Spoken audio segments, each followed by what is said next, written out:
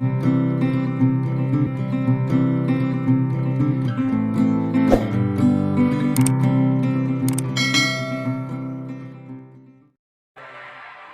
बात याद रखो, इस दुनिया के ऊपर कुछ भी अपने आप नहीं होता। इस दुनिया के ऊपर अपने आप कुछ भी नहीं होता। इत्तेफाक नाम का शब्द इब्रानी भाषा में नहीं। जो ओरिजिनल जिस भाषा में बाइबल लिखी गई थी वहां पे इत्तेफाक नाम का शब्द नहीं, उसमें इत्तेफाक का शब्द ही नहीं है।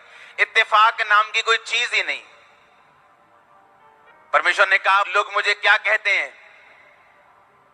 चेले बोले, कोई तुझे यिर्मयाह कहता है, कोई यशायाह कहता है, कोई तुझे यूहन्ना कहता है, कोई ये कहता है, वो कहता है।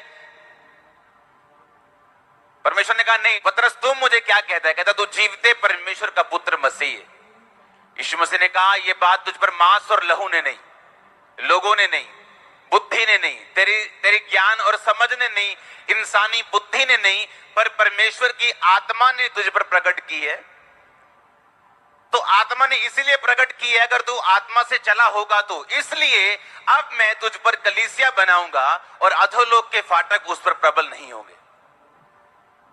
तूने जो मुझे पहचान लिया, इस कारण स्वर्ग से तुझ पे एक ग्रेस आएगी जो तेरे लिए थी नहीं, पर तेरे आत्मा में चलने के कारण तुझ पे दी जाएगी। क्योंकि जो कलीसिया का अगुवा होने के लिए जो चुना गया था, जो प्रेरितों का अगुवा होने के लिए चुना गया था, वो यहूदा इस्करियोती था, पतरस नहीं था। क्योंकि उत्पत्ति की पुस्तक 49 में लिखा कि व्यवस्था देने वाला यहूदा से कभी भी अलग नहीं होगा। और वो यहूदा इस्करियोती था जिसके ऊपर ये भविष्यवाणी पूरी होनी थी, पर वो अपनी भविष्यवाणी के अनुसार लड़ा नहीं, चोरी में चला गया, चकारी में चला गया, चालाकी में चला गया और मर गया। क्योंकि जो परमेश्वर ने आपके लिए सोचा वो अपने आप पूरा नहीं होता जब तक आप उसके लिए लड़ते या प्रार्थना नहीं करते। पौलुस ने कहा, मेरे बेटे तिमुथियुस, जो भविष्यवाणियां तुम्हारे विषय में की गई हैं, उनके अनुसार अच्छी लड़ाई को क्या कर, कि आराम से बैठा रहे, कि इंजॉय कर, कि मजे ले। कहता लड़ाई लड़, फाइट कर। तेरे विषय कुछ भविष्यवाणी की गई, तेरे विषय कुछ आत्मा ने बोला है, कोई परमेश्वर तेरी लाइफ में कुछ चाहता है, पर वो अपने आप पूरा नहीं होगा। You have to fight. तेरे को फाइट करनी है और जीतना है। और फाइट करने का मसा यीशु मसीह के नाम में ग्रहण करो। और फाइट करने का मसा यीशु मसीह के नाम में ग्रहण करो। और फाइट करने का मसा ग्रहण करो यीशु मसीह के नाम में। और फाइट लोगों के साथ नहीं करनी। कुछ लोग लोगों को मारते पीटते हैं, बोले हम फाइट कर रहे हैं खुदा के लिए, हम फाइट कर रहे हैं, और मार के वीडियो बना लेते हैं, उनके बोलते हैं हम फाइट कर रहे हैं। तुम मांस और लहू से नहीं, किससे फाइट कर रहे हो? शैतान से, अंधकार की शक्तियों से। शैतान आपकी कमजोरियों को जानते हैं। पुराना शैतान है, बहुत सालों पुराना, उसे एक्सपीरियंस है, हजारों सालों से इंसान को, इंसान की कमजोरियों को, उसका गिरना और उठना देख रहा है, उसे सब मालूम है। इसलिए प्रभु यीशु मसीह के पास आके बोला, इन पत्थरों को बोलिए रोटियां बन जाए। उसने सोने का लालच नहीं दिया, लड़की का लालच नहीं दिया, क्योंकि उस समय यीशु मसीह को भूख लगी थी। इंसान की प्रेजेंट नीड क्या है, आपकी वर्तमान की जरूरत क्या है, शैतान उसे जानता है और उसी के हिसाब से आपको परखता है। उसे मालूम है ये बंदा पैसे में नहीं गिरेगा पर लड़की में गिर जाएगा। उसे मालूम है लड़की में नहीं, व्यभिचार में नहीं गिरेगा पर लालच में गिर जाएगा। उसे मालूम है लालच में और लड़कियों में नहीं गिरेगा, ये चुगलियों में गिर जाएगा। उसे मालूम है। और बाइबल कहती जो आपके लिए बोला गया, जो आपके लिए प्रभु के द्वारा रखा गया, उसे पूरा करने के लिए आपको फाइट करनी पड़ेगी। बाइबल की एक भी हीरो को ले लो। पतरस प्रधान इसलिए बना, इसलिए वो अगुवा बना क्योंकि उसने कुछ किया था। मरियम ऊपर से उतरी हुई फरिश्ता नहीं थी, पर इसी दुनिया में रह के, पाप से भरी हुई दुनिया में रह के और यंग लोगों की दुनिया में रह के भी वो असली वाली कुंवारी थी, आजकल वाली नकली कुंवारी नहीं।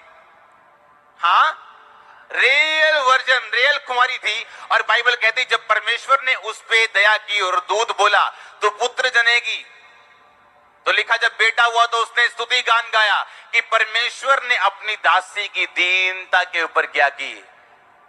उसने ये नहीं कहा उसने स्वर्ग में से मुझे अपनी ही महिमा के लिए चुना, उसने कहा मेरी दीनता के ऊपर दृष्टि करके परमेश्वर ने मुझ पे अनुग्रह किया कि सब लोगों को जब दूध ढूंढने के लिए आया कि धरती पे कौन ऐसी कुंवारी है जो असली कुंवारी है, जो असली पवित्रता में है, जिसके जरिए यीशु मसीह दुनिया में आ सके, तो वो मरियम निकली। हालेलुया।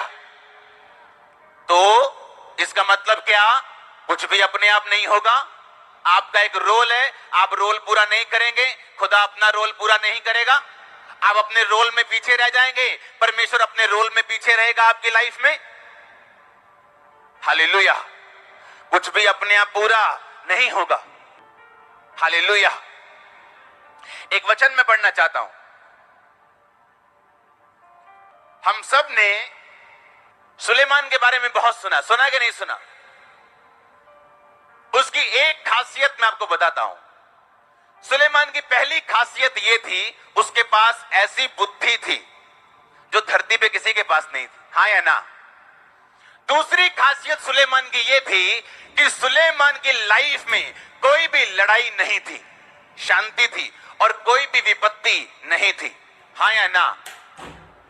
तीसरी उसकी लाइफ में ब्लेसिंग ये थी कि वो अपनी दुनिया का सबसे अमीर और सबसे आशीषित राजा था। समझ आई कि नहीं? आपको क्या लगता है कैसे हो गया ये? इत्तेफाक हो गया? हाँ, वैसे ही हो गया, प्रेयर से हो गया? क्या हुआ ऐसा? पतरस अगुआ क्यों बना? क्योंकि उसने आत्मा के द्वारा चला और यहूदा का स्थान ले लिया। परमेश्वर कहता अगर तू अच्छा नहीं रहेगा, मैं तेरे पड़ोसी को जो तुझसे अच्छा होगा वो बुलाहट दे दूंगा। हाँ या ना? तेरे पड़ोसी को, दूर रहने वाले को नहीं। अगर तू अपनी जगह खड़ा नहीं रहेगा, मैं तेरे से अच्छे तेरे पड़ोसी को वो जगह दे दूंगा। हालेलुया। पौलुस सबसे अधिक कलीसियाएं, सबसे अधिक पत्रियां क्यों लिखने पाया मालूम है? बाइबल कहती है वो सबसे ज्यादा गैर भाषा में बोलता था, और जो सबसे ज्यादा गैर भाषा में बोलेगा तो बाइबल कहती है जो गैर भाषा बोलता है वो अपनी ही उन्नति का कारण बनता है। उन्नति आत्मा की, उन्नति प्राण की, उन्नति शरीर की। और उसने लिखा मैं सबसे अधिक गैर भाषा में बोलता हूं। अगर वो सबसे अधिक गैर भाषा में बोलता है तो उसकी उन्नति भी सबसे अधिक होगी कि नहीं होगी? तो वो लिखा भी है बाइबल में, कहता सबसे ज्यादा कलीसियाएं मेरे द्वारा स्थापित हुई, सबसे अधिक पत्रियां उसने लिखी, सबसे अधिक देशों में वो घूमा, सबसे अधिक उसने प्रचार किया। ये इत्तेफाक नहीं था, एक किया गया प्रॉपर वर्क था। हालेलुया। तो ये बात आपको समझ आ गई आज कि जो भी मुझे करना है या खुदा मेरी लाइफ में करना चाहता है वो अपने आप पूरा नहीं होगा, मुझे उसके अगेंस्ट, उसके लिए कुछ काम करना है।